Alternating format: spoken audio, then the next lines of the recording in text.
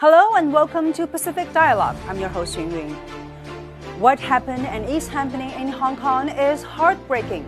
The cherished right of freedom of expression and demonstration has been abused to carry out violent acts against the government and police. These actions require orchestration, leadership, and most importantly, money. So where are these coming from? So Hong Kong is a very strategic place for many of us. These blatant assertions come from video footage from a May 14th gathering at the so-called National Endowment for Democracy in Washington, D.C., where Hong Kong opposition parties held panel discussions, met with top U.S. officials, and begged for money and support.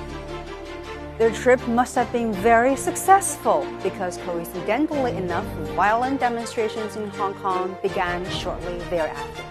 But you may be thinking, this is just one isolated case. That doesn't necessarily justify the claim. Fair enough. Let's go back to the Occupy Central demonstrations in Hong Kong in 2014. 5 months before the demonstrations began, on April the 2nd to be precise, the opposition parties made a similar trek to the NED, where they also held panel discussions, met with top U.S. officials, and begged for money and support. I'm hoping you can connect the dots. At that time in 2015 and 16 and 17, I think every year I asked you, what can we do for you? What can we do for you? This is from Ling Li, Associate Director for NED's Asia program. I think it's safe to say the U.S. never hesitates to jump on an opportunity, especially when it smells blood and there is a chance to destabilize China. So what the heck is this NED anyway, and why is it so powerful? This organization is an extension of the CIA and has played a critical role in countless covert regime change operations from Libya to Iraq, Ukraine, and Afghanistan, just to name a few of the most recent in its over 35-year history. It's not an endowment for democracy, it's an endowment for destabilization. And can you guess which country is currently one of its biggest targets? Yes, China.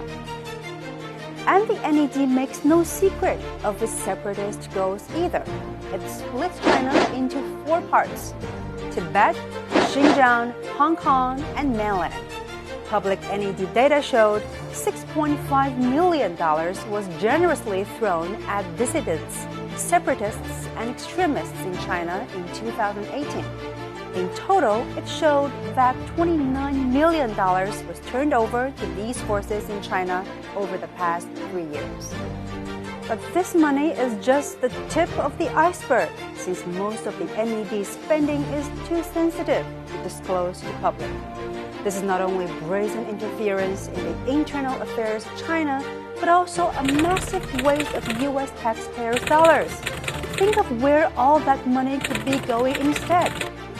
Thank you for watching this episode of Pacific Dialogue. Bye for now.